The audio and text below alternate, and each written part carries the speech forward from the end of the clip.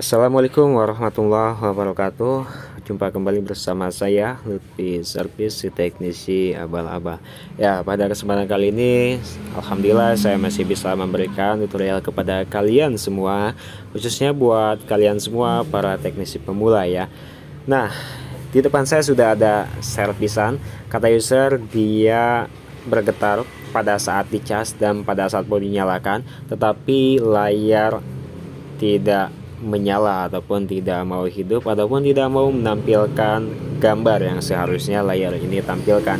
Oke, untuk mengetahui HP ini seperti apa kerusakannya dan di mana letak kerusakannya, kita bongkar terlebih dahulu. Untuk proses pembongkarannya seperti biasa, seperti HP baterai tanam yang lainnya. Oke, dan ini adalah dalaman dari Redmi 3S ya. Kita buka dulu untuk bautnya terlebih dahulu.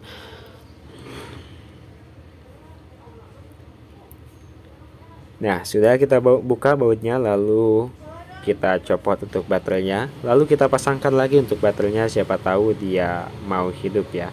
Dan ketika saya copot batunya, dia bergetar ya, dia bergetar, tapi di layarnya memang betul tidak mau menampilkan gambar ya. Jadi HP ini bisa kita analisa ya, ada dua kemungkinan. Yang pertama yaitu LCD-nya, dan yang kedua yaitu IC lampunya, ataupun bisa juga di jalur lampu ada yang konslet ataupun ada yang putus, menyebabkan lampu dari si LCD ini mati ya, ataupun dari jalurnya. Kalau saya lihat dan saya terawang-terawang ya, di LCD-nya itu masih sangat mulus sekali dan tidak ada kerusakan apapun ya, karena LCD-nya pun juga ini memakai tempered glass ataupun anti gores yang berbentuk kaca, dan tidak menutup kemungkinan sih kalaupun memang penyebab permasalahan ini ada pada LCD-nya ya. Jadi sebelum kita melakukan pengecekan lebih lanjut, alangkah baiknya jika kita mengecek dengan menggunakan LCD yang baru. Ya, di sini sudah saya siapkan untuk LCD yang barunya.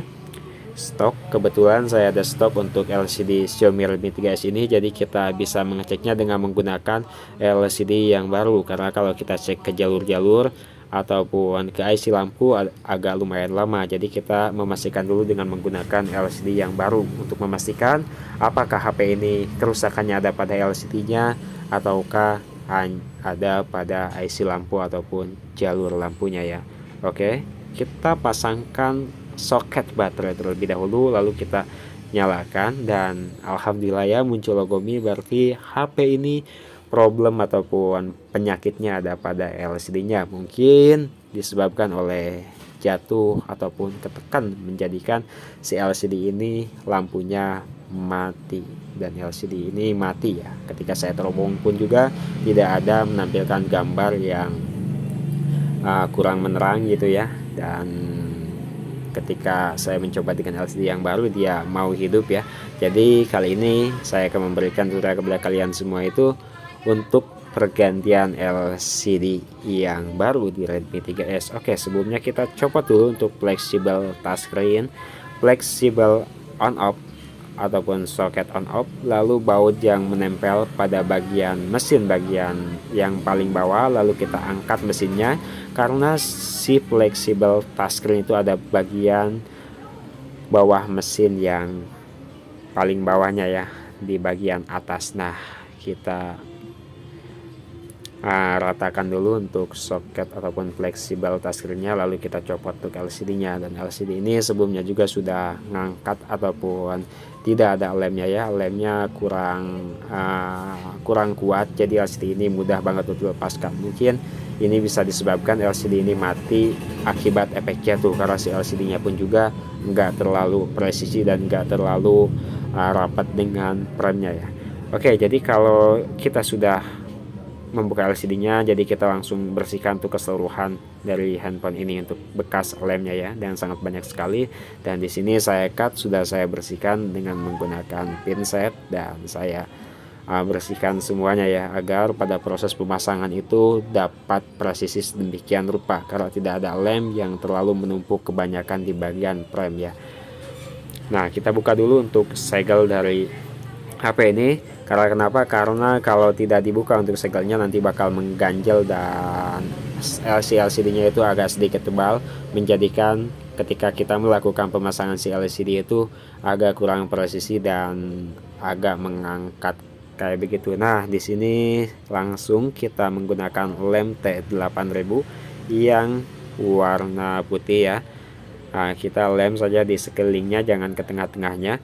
Kita lem sedikit saja, jangan terlalu banyak, karena kalau terlalu banyak itu juga dapat mengakibatkan kurang presisinya si LCD ya, karena si lemnya itu kebanyakan. Seperti HP ini sebelumnya dengan menggunakan LCD yang lama itu gara-gara lemnya kebanyakan jadi kurang presisi kayak begitu. Nah, kalau sudah gitu kita langsung pasangkan dan bersihkan si LCD nya.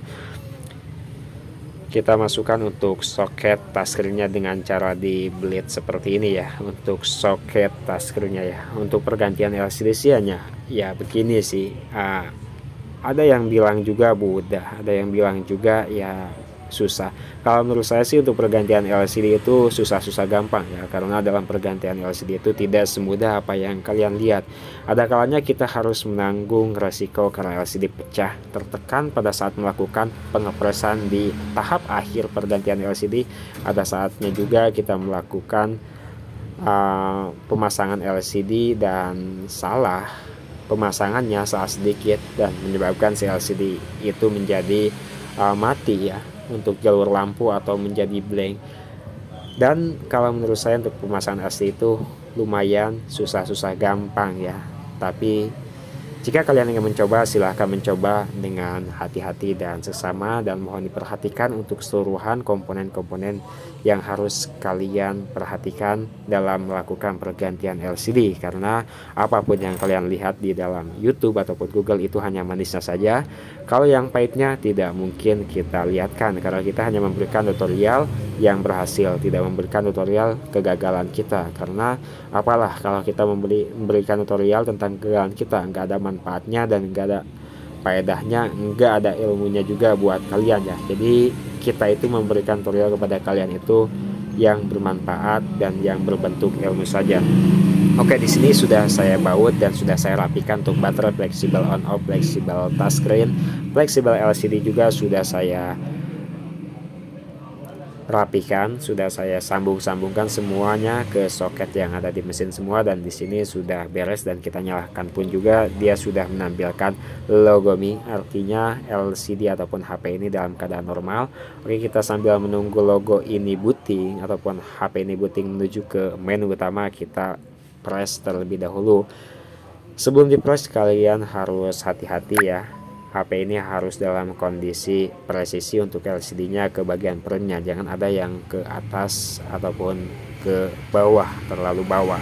Jadi pondasi dulu antara atas dan bawah, baru kalian press dengan menggunakan karet ataupun tool tambahan yang kalian beli untuk meresisikan si LCD ini. Oke, kita HP ini sudah nyala ya, tapi kita nyalakan, kita sambil cas.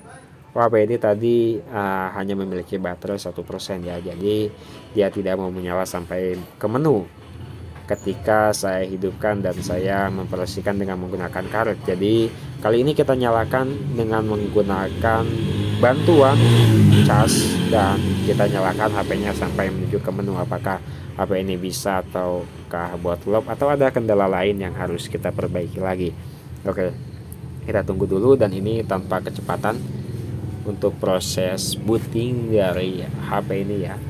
Dan untuk karetnya kita tambahkan 2 lagi untuk si bagian atas dan bawah ya. Oke, kita nyalakan dan sudah mau melakukan pencasan dan menyala. Terima kasih.